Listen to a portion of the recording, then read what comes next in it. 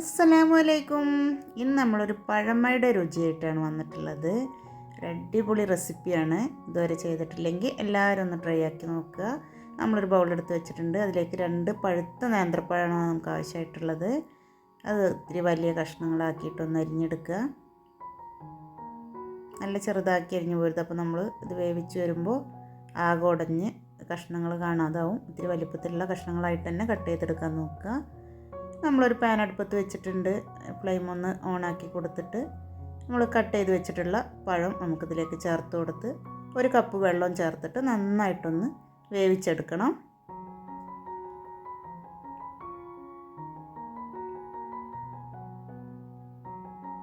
പഴക്കഷ്ണങ്ങളൊക്കെ നന്നായിട്ടൊന്ന് വെന്ത് വരട്ടെ. വെള്ളത്തിൽ അടച്ച് വെച്ച് വേവിച്ചെടുക്കാം നമുക്ക്.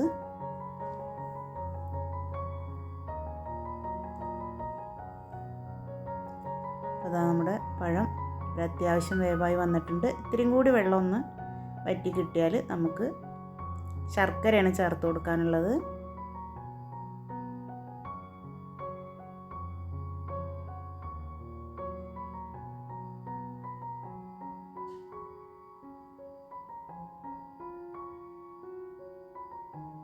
ഒരു 2 അച്ച് ശർക്കര നമ്മളൊരു 1/2 കപ്പ് വെള്ളം ചേർത്തിട്ട് നന്നായിട്ടൊന്ന് മെൽറ്റാക്കി എടുത്തിട്ടുണ്ട്. അത് ഇതിലേക്കൊന്ന് ഒഴിച്ചു കൊടുക്കുക.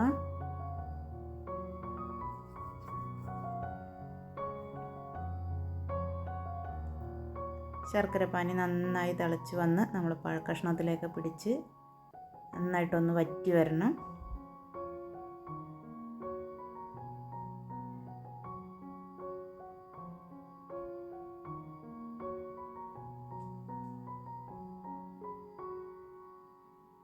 അപ്പോൾ ഇതാ ഏകദേശം നമ്മുടെ ശർക്കര പാവൊക്കെ ഒന്ന് വറ്റി വന്നിട്ടുണ്ട്. ഇതിലേക്ക് നമുക്കിനി ചേർത്ത് കൊടുക്കാനുള്ളത് തേങ്ങാപ്പാലാണ്. ഒരു 1/2 കപ്പ് തേങ്ങാപ്പാൽ ചേർത്ത് കൊടുത്തിട്ട് വീണ്ടും നമുക്കിതൊന്ന് വറ്റിച്ചെടുക്കണം.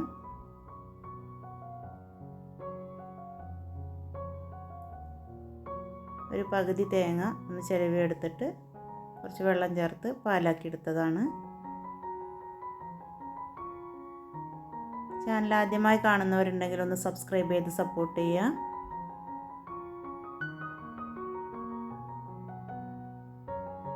ഇനി 1 ടീസ്പൂൺ നെയ്യ് ചേർത്ത് കൊടുത്തിട്ടുണ്ട്. നെയ്യും തേങ്ങാപ്പാലും ശർക്കരയും കൂടെയൊക്കെ ഒന്ന് വറ്റി വരുമ്പോൾ ഒരു അടിപൊളി സ്മെല്ലാണ്, നല്ല ടേസ്റ്റുമാണ്.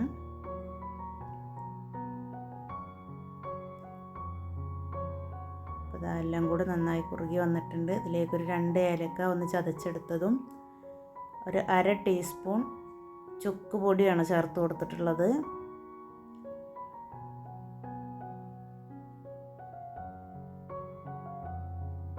എല്ലാം കൂടി നന്നായിട്ടൊന്ന് വറ്റി പഴുത്തപ്പോൾ പിടിച്ച് വന്നിട്ടുണ്ട്.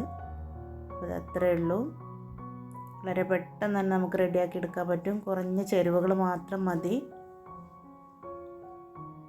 നന്നായിട്ട് നമ്മൾ പഴം ഇതിൽ കവറായി കിട്ടിയിട്ടുണ്ട്. നമുക്ക് ഫ്ലെയിം ഓഫ് ചെയ്ത് കൊടുക്കാം. നമുക്ക് സെർവ് ചെയ്യാൻ വേണ്ടിയിട്ട് ഒരു പാത്രത്തിലേക്കൊന്ന് മാറ്റി കൊടുക്കാം.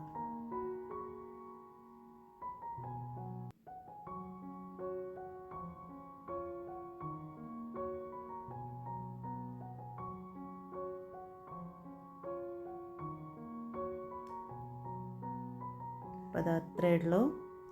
പണ്ടുള്ള മുത്തശ്ശിമാരൊക്കെ സ്പെഷ്യലായിട്ട് വരുന്ന ദിവസങ്ങളിൽ ഉണ്ടാക്കിയിരുന്ന ഒരു മധുരമാണിത്. വീഡിയോ ഇഷ്ടമായ ലൈക്ക് ചെയ്യുക, ഷെയർ ചെയ്യുക, കമൻറ്റ് ചെയ്യുക. അടുത്തൊരു വീഡിയോയുമായി വീണ്ടും കാണാം.